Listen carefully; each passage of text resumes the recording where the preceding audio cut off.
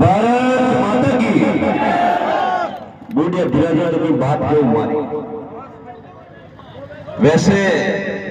System से तो अगर माननीय मंत्री साहब का उद्बोधन हुए तो फिर हम जैसे बालकों की कोई ऐसा रहता नहीं है, लेकिन मंच पर विराजित हम सबके पिता तुल्य और मारवाड़ के गांधी आदरणीय हेमाराम जी चौधरी साहब, हम सबके आदर्श और विचारों की राजनीति करने वाले युग पुरुष श्री अनिल चौधरी साहब, सम्मानित मंच, आज मैं तो आप सभी से इतना ही निवेदन करूंगा, जो वर्तमान समय में बाड़मेर, जैसलमेर और बालोतरा में जिन लोगों द्वारा आपसी स्वार्थ भाईचारे को खत्म करने का जो माहौल चल रहा है, उस माहौल में आप सबको एकजुटता दिखाते हुए एक होकर नेक होकर हमें हमारे इस थार की लाज रखनी है, मौलानी की लाज रखनी है, हमारे बाड़मेर, जैसलमेर, बालोतरा की लाज रखनी है। बात करते हैं हमारे यहाँ से वर्तमान में जो सांसद है और केंद्र में मंत्री है, बातें तो बहुत की, उत्तरलाई में एयरपोर्ट बनाऊंगा, बालोतरा में कपड़ा उद्योग को नई पहचान दूंगा, लेकिन दुख की बात यह है यहाँ के कई लोग बालोतरा में पेडिंग, कड़क वगैरह का काम करते हैं, लेकिन बालोतरा के कई व्यापारी पलायन करने को मजबूर है, लेकिन उनकी बात को नहीं सुना जा रहा है। जब हम जैसे कोई विपक्ष में भूमिका निभाते हुए अगर विरोध करता है तो साहब और बोलते हैं कि एक घर तो ढाकन ही टाला है। अरे भाई, इसमें एक घर ढाकन टालने वाली कौन सी बात हो गई? आपको तो काम करना है, अगर काम नहीं करोगे तो जनता सवाल उठाएगी, विपक्ष में रहने वाले लोग सवाल उठाएंगे, आपसे सवाल जवाब करेंगे, आपको उनका जवाब देना होगा।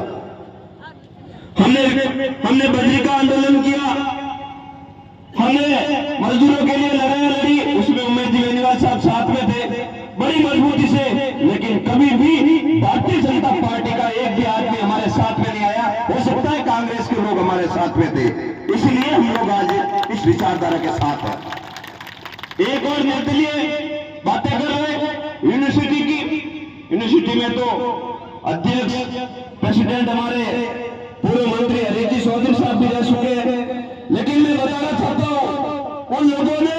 यूनिवर्सिटी में अपने कार्यालय का भी उद्घाटन नहीं कर सके और बात कर रहे हैं हमारे यहाँ विकास की। एक भी तरीका कोई कल्चर कार्यक्रम नहीं करवा पाए और बात कर रहे हैं बाड़मेर में शांत तारे तोड़ के ले आएंगे। हमारे यूनिवर्सिटी में बहुत सारे अध्यक्ष हुए, उनमें राजपूत समाज से बात करें तो रविंद्र सिंह राणावत का नाम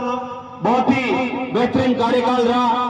युवाओं के लिए, आने वाले छात्रों के लिए, छात्र छात्राओं के लिए उन्होंने बहुत काम किए, लेकिन इन्होंने रील्स के सिवाय कोई दूसरा काम नहीं किया। रील्स बना बना के हमारे लोगों को गुमराह किया। बात करते हैं, मैं किसी के ऊपर व्यक्तिगत टिप्पणी नहीं करता, लेकिन उनको ये नहीं पता आपकी राजनीति की शुरुआत एक किसी जाति के खिलाफ आपकी जने शब्दों का प्रयोग करके आपने आपकी राजनीति, छात्र राजनीति की शुरुआत की। बात गुमराह मत करो हमारे लोगों को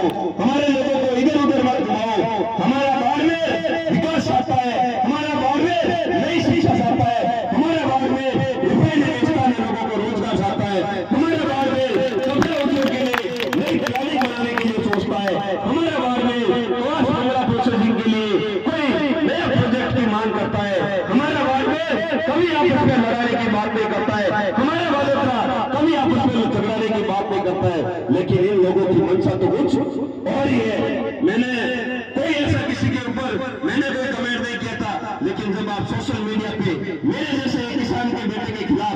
शब्दों का प्रयोग किया गया, उनके खिलाफ, उनके द्वारा देखेंगे तो आपको पता चलेगा कितने निम्न की भाषा का प्रयोग करते हैं। बात करते हैं कि आप तो हमारा गुरु हो, हमारा हाथ दो, लेकिन भाई बात तो सौखी है, गुरु हो हाथ दोनों दीजिए, लेकिन मैं 3 महीने पहले चुनाव लड़ी जब गुरु हित किया था, शिष्य ने भी तो गुरु दक्षिणा देनी दीजिए, कोई बात नहीं। उनको हनुमान जी से शिकायत थी, दलित भाइयों का जो झंडा है उससे शिकायत थी, चंद्रशेखर जी से गठबंधन था। लेकिन जब 1996 में जब हमारे आदरणीय जोगला जी चुनाव लड़ रहे थे, उस समय सोनाराम जी सामने थे, तब इसलिए जोगाराम जी को उन्होंने, जोगेंद्र जी को इसलिए उन्होंने सहयोग नहीं किया कि ये हमारी सीट को कटा ना दे। अरे इतनी ओसी राजनीति करते हो और उसके बाद हमें बोलते हो कि नहीं गुरु थाने तो सहयोग करना पड़ी। गुरु इतना बड़ा गुनी थाने शिक्षा दी है